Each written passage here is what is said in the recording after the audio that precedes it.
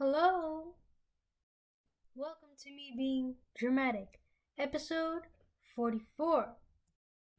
Technically, it should have been 43 because it would have been like right after the 26 minutes video, but I had already made 43 beforehand, before I even started editing the 26 minutes video and shooting the videos, so yeah.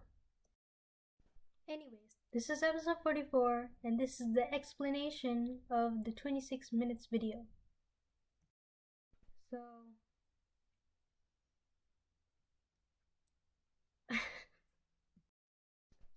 this is one of my longer poems, and has a very sad theme, but with a happy ending. There's a lot to unpack here. Like, I wrote it in pen, but then I annotated. See that? Took up like one, two, three, 4 pages, almost 4 pages. So, to start off, to be cold, to be bitter is just a sign that you want something sweeter than the life you have right now. So, the connection between bitter and sweeter, having them be opposites, that's like the flip flop between emotions, you know? You're hot and you're cold, yes, and next part. But like attracts like, cold attracts cold, opposite of science, but it's not supposed to make sense. So the like attracts like is the thumbs up, but when I was writing it, I thought of like the Facebook thumbs up, like I like things. So like attracts like, even though it doesn't make sense because usually it's opposites attract. So there's no like, there's a dislike button now, right? Yeah. So it should have been, but it wasn't, because sad feelings do that to you. So the next part, it's twisted, it's confusing, it's messed up, it's convoluted, my brain is convulsing, choking on this energy. So that part, I was like purposely walking, like in the video, I was walking like all crooked and wonky, like not in a straight line. And then choking on this energy, it's dark and negative, but at times it's comforting. So dark and negative, it literally fades to black, and then comforting in the darkness. The word comforting is there. It's crazy, and I am crazy. I have this thing in my mind where I'm always self-blaming. So for that part, crazy, I am crazy. I was like walking on like the side of my feet, like as if I had some kind of like I was crazy, like crazy, like a zombie. That's like zombies, they kind of drag their feet. I mean, they're not crazy, but like just kind of like not all there. Self-blaming. To break that habit ain't easy. It's like being an addict trying to stop cold turkey. So in that part, I was like walking in a circle. So like breaking the cycle, like walking in a circle. To break that habit isn't easy.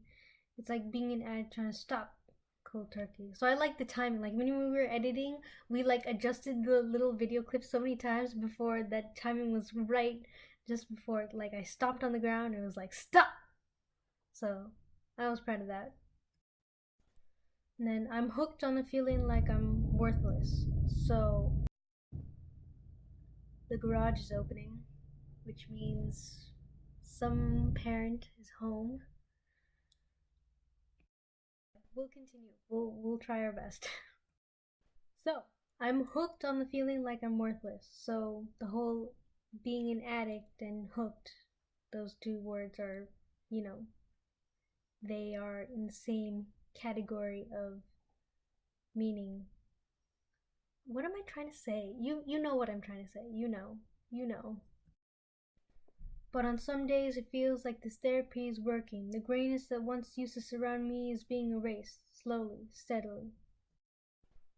So for this part, I purposely spoke in like a lighter toned voice, like, but on some days it feels like this therapy is working. I don't know if you can tell in the video, but I go back and rewatch it and listen. That's how my voice. I purposely change it to make it sound really lighthearted. And then the next part goes, on other days the pencil doesn't do it for me, and it starts coloring in the clarity that has just begun to become apparent to me. So in this part, it's like it's being erased slowly, steadily. On other days the pencil doesn't do it for me, so like, you know, pencil, graphite. Oh, and the grayness that once used to surround me, so like you're literally erasing the pencil colors, but then on other days it colors itself back in. And it starts coloring in the clarity that has just begun to become apparent to me. There's no guarantee of keeping myself happy, and the thought only haunts me, it suffocates me, like it has no place better to be, like it's comfortable sitting on my chest, making it hard to breathe, I'm numb. So for the part before, I was like walking forward, you know, slowly, steadily.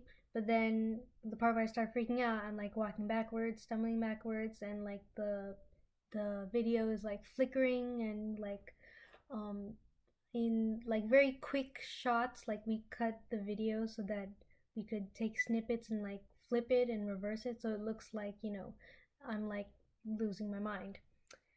And then I fall to the ground and it fades to black. I'm numb. And then it just stays black for that whole time. This next part. I'm numb. It takes over my body. It's dumb. It doesn't feel bad exactly. It feels like I'm floating around a boat going through the water, then under, drifting like I'm at peace. So for the um it's dumb or I'm numb, it's dumb, blah blah, there's like a hand coming. So that's my friend's younger sister who's doing, because I'm holding the camera, and so it's like her hand is covering the camera, and then it's supposed to be through the water then under and under, so it's like it's literally a glass of water because I'm aiming up at the sky, right? So it's literally just a glass of water being pushed above the lens. But like in the original scene, like you could see the actual glass moving, so we made it so that it just covers the part where the water actually is instead of like the actual glass that you see. So then the next part goes, consciousness is what I'm losing, so I stop trying, and then it goes to black again. I try not to think of my life before, and I try not to think of my life after. I try not to think about the war that I had given up fighting. I try not to think of all that was wrong. I tried not to think of what I was fighting for. I tried. So in this part of the video, I wanted to visually represent like the back and forth of like contrasting thoughts, or just, you know, that whole weird thought process when someone is like depressed. I mean, I'm speculating. I've never been depressed. I've never been suicidal, thank God. But, you know, that's just, you know, what I think. Then it goes, but nobody would leave me alone, and nobody would ever let go. They won't let me fall in that deep sleep that is going to reach us all eventually. Oh, my mom. I'm gonna go lock my door. Okay, we're good. I feel like I have to talk quieter now, so I'm just gonna lean in, enjoy my pimples. So nobody would ever let go. The hand that is reaching out for me is my best friend's hand, Ashwarya, and like I didn't want to show her face just because I don't know. I don't want people to focus on that, like focus on the words. So yeah, there's that. So she's the one grabbing my hand. And then in the next part where it says, I won't let this happen again, they said. So there's two voices there. One is mine and the other one is hers. And actually we recorded that voice the day we edited the video, and it was one take. One take. She did it perfectly. Like the pacing of the words, like she said it exactly like same rhythm. It was great. It was great. I was really proud of her. Then the next part goes, as I was pulled out of the ground and onto a bed with a bright light shining into my soul, scaring away the creatures that enveloped me as a whole. So she's the one that's literally pulling me up. And then with a bright light, I wanted to like aim directly at the sun, but as you could have seen in the video, it was kind of cloudy that day, so it wasn't as bright.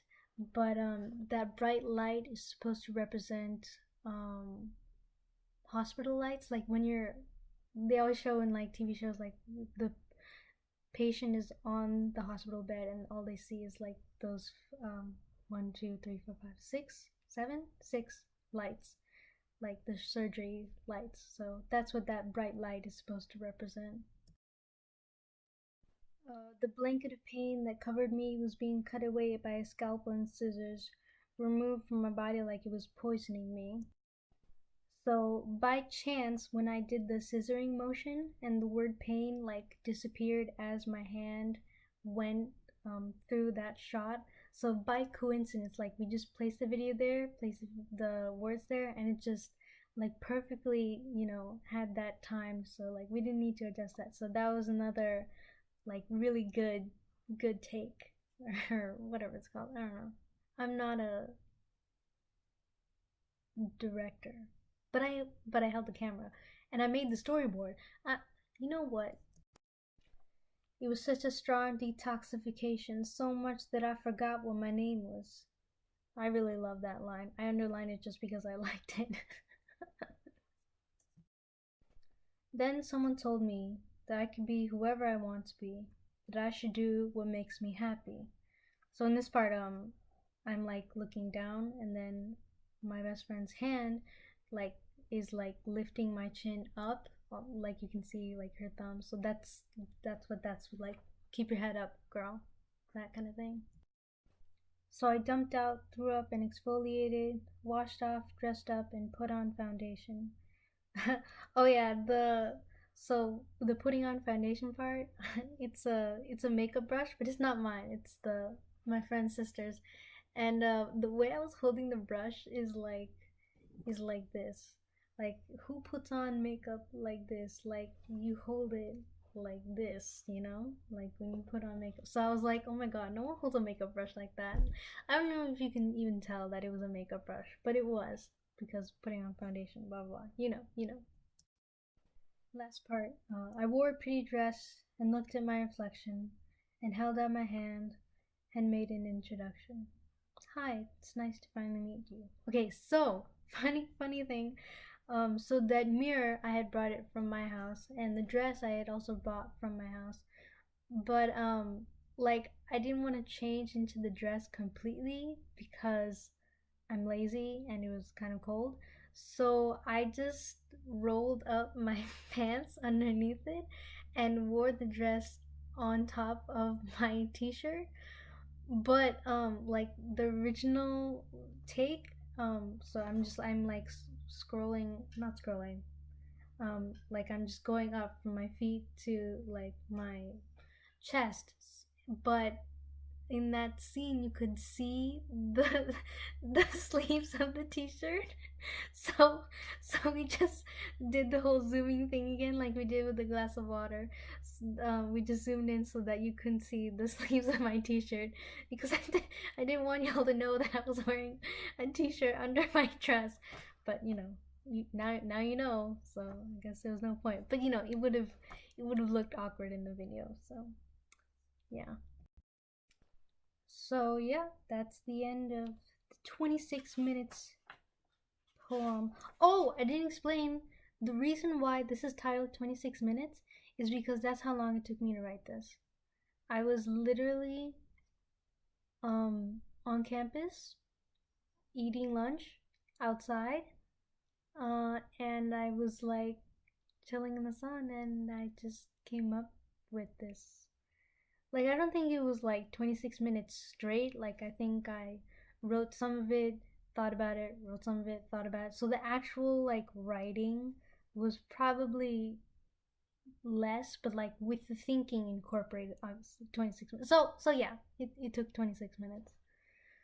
So yeah, I like to time myself on writing poems because writing them fast like makes me feel like I'm a better writer. I know there's no correlation, but I just want something else that I can brag about. Okay, now I think we're done. Make sure to like, comment, and subscribe. Bye.